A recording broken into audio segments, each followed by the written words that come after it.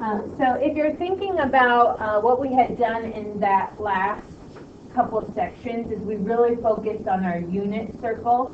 So remember we were talking about the sine of t, the cosine of t, the tangent of t, and we had defined t as some angle from the unit circle.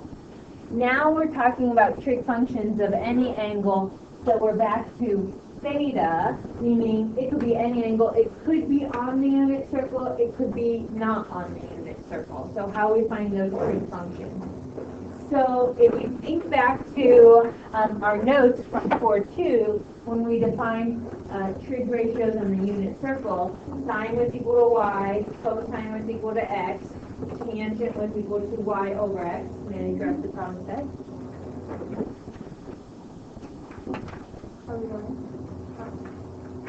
Oh, I didn't catch your guys' names on the list. Sorry. So those rules are specifically for the unit circle. They may or may not apply to the trig function of any angle. So that's for you to kind of uncover here. So I'm actually going to begin our notes with you guys talking with your groups and coming up with ideas. If I give you an ordered pair, can you find the sine, cosine, and tangent of this angle? So let -2, 3 be a point on the terminal side of theta. Find the sine, cosine, and tangent of that theta.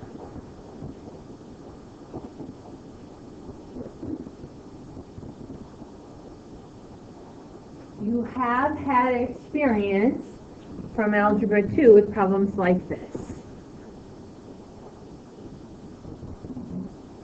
So we're going to see if, before we show you the definition, if you can kind of come up with the definition.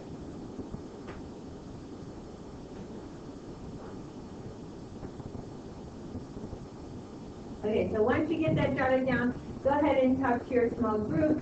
Where would you start? What would you do? How are you going to do sine, cosine, and tangent? What are you thinking? Share those things. Sometimes you're moving around. Emily, if you want to glean or allude, certainly can. You share ideas or things with others.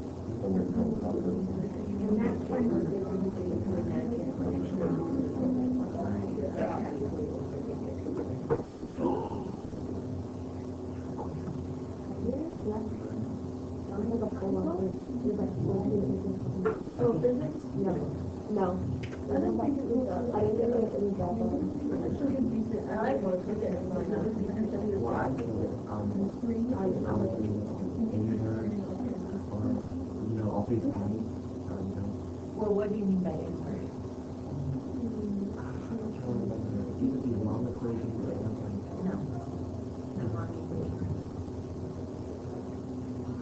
I like work here. We're going to do the right triangle. Aren't we doing trig? Shouldn't we have a triangle?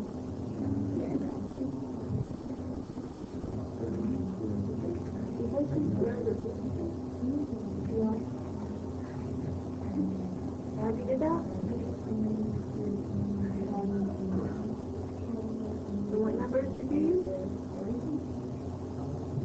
Oh, not this one.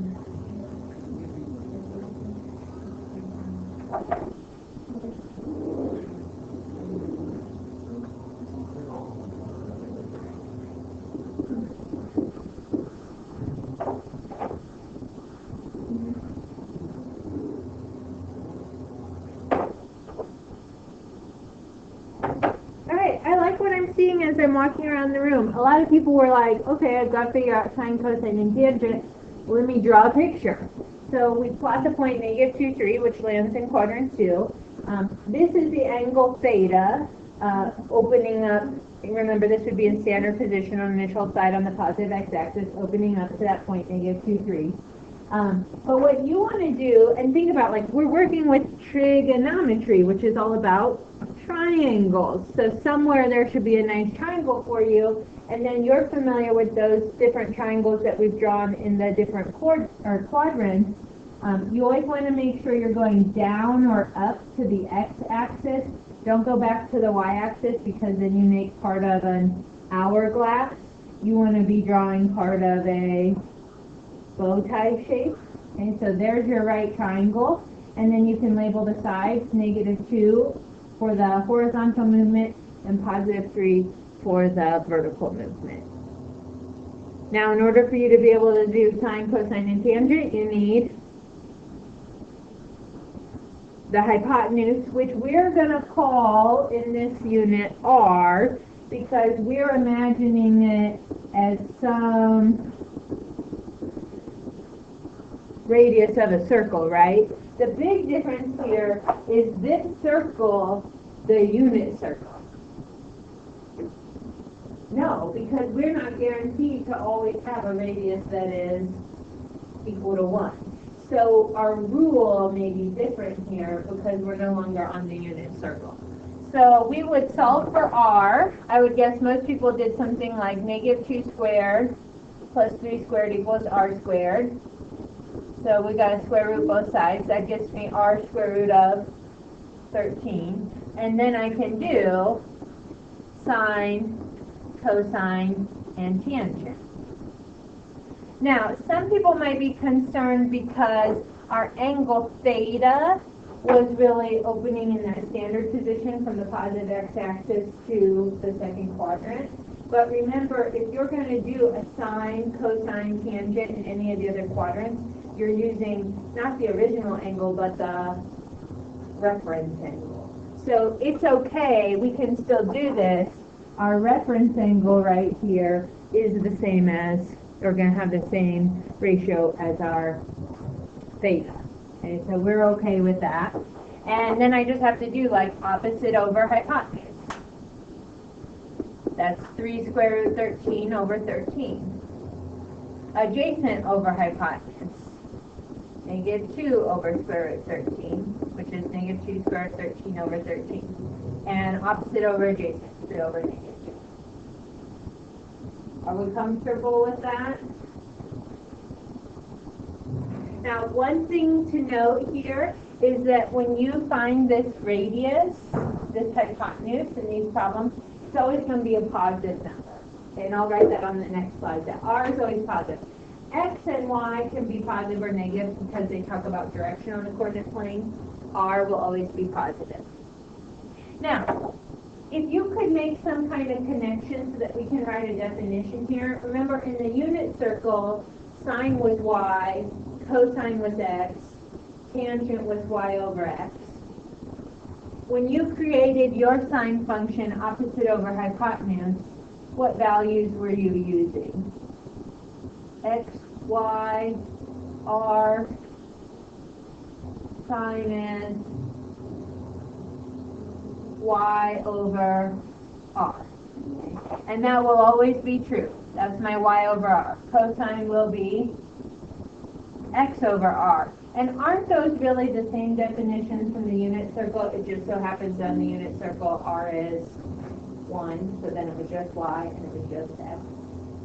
So it really is the same definition. We just have to remember that the radius could be something other than 1. And so that means that tangent doesn't change at all. So y over x, opposite over adjacent. So that's what you want to do in the next slide. This is your definition. This goes for all triangles or all angles around the unit, or all angles around the coordinate plane. Let theta be an angle in standard position with x and y a point on the terminal side of theta. So I'm going to draw a picture.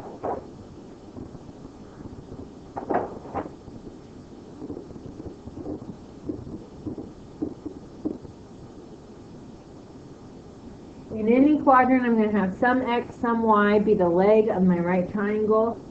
My radius is going to be connecting that point on the terminal side back to the origin.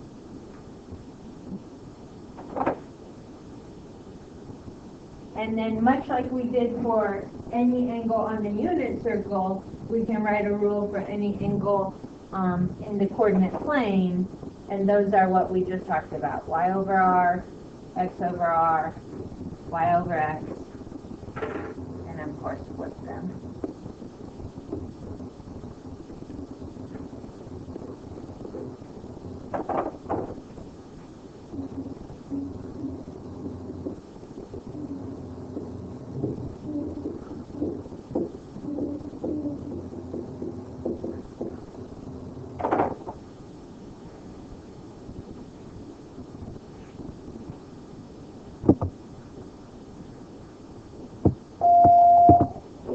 Please release the band students at this time to get ready for the pep rally. Again, please release the band students at this time.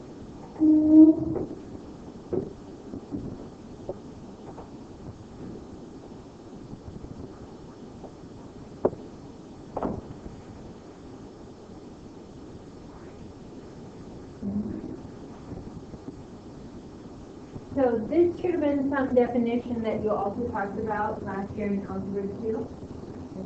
This applies for any angle. Does not have to be one of the angles on the unit circle. Does not have to be a circle with radius 1. So we can find those trig ratios.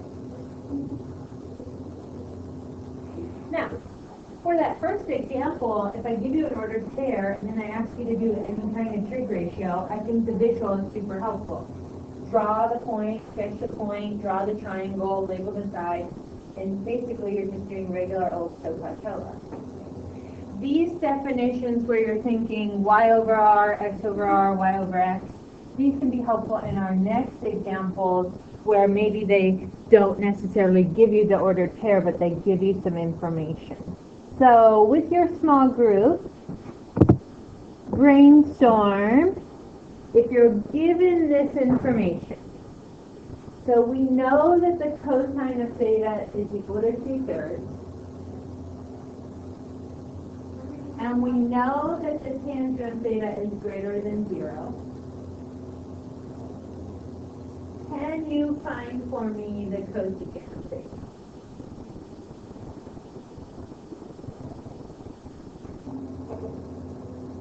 So what does all that given information tell you? And you could translate this algebraically or graphically if you want. So just brainstorm with the people around you. Where would you start? What would you do?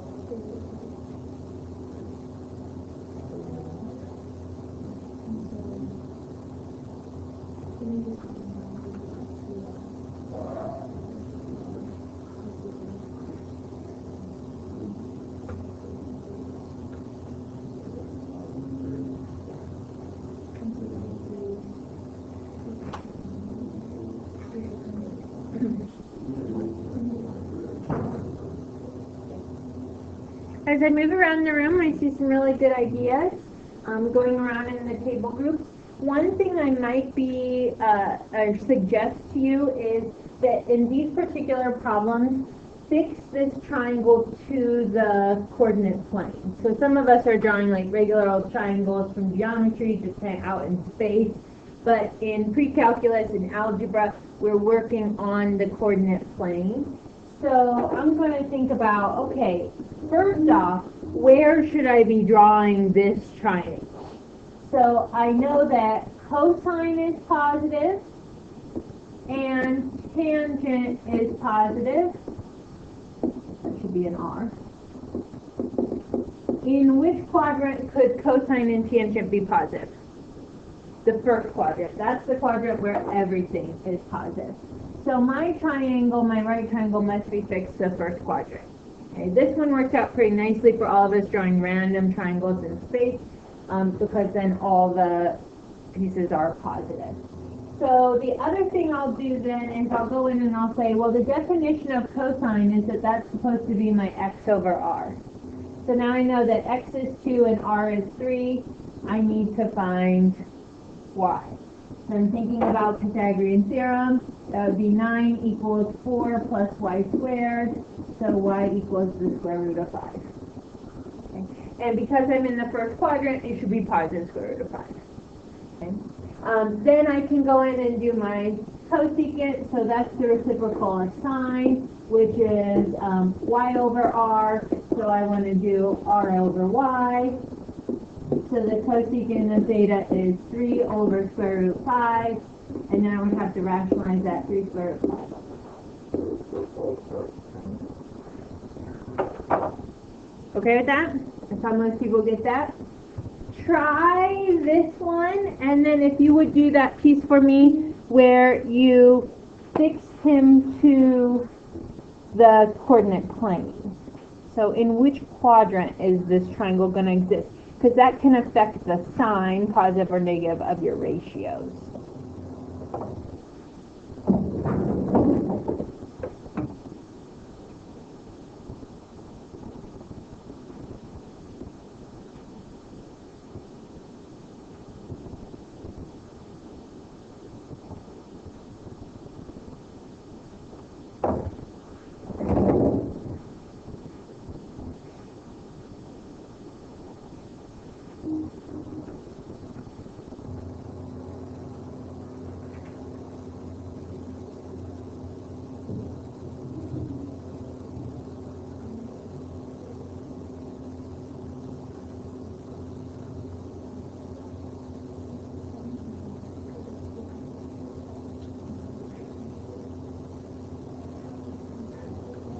And which quadrant are we in? Fourth quadrant. Reasoning? Sine is negative, tangent is negative, which means cosine must be positive. Okay, so tangent and sine are negative. That puts me in quadrant 4.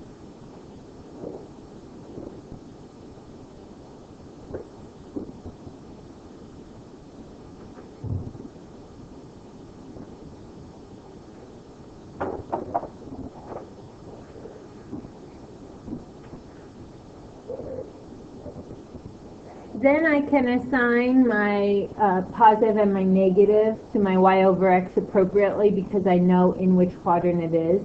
If it were in quadrant 2, if that had said that sine was positive, then my x would have been negative and my y would have been positive.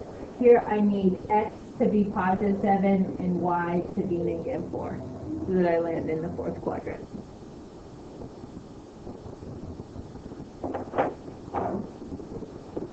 R equals the square root of 49 plus 16. That's my x squared plus y squared. So R is the square root of 65. And then for secant, that's the reciprocal to cosine of theta. Cosine is x over r. Secant then must be r over x. So secant theta should be square root 65 over 7, which is positive, and cosine should be positive in quadrant 4.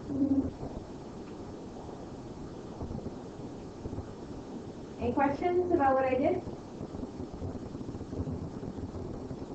If there's a problem like that on your problem set, I would expect you to do that piece where you really think about in which quadrant you're in.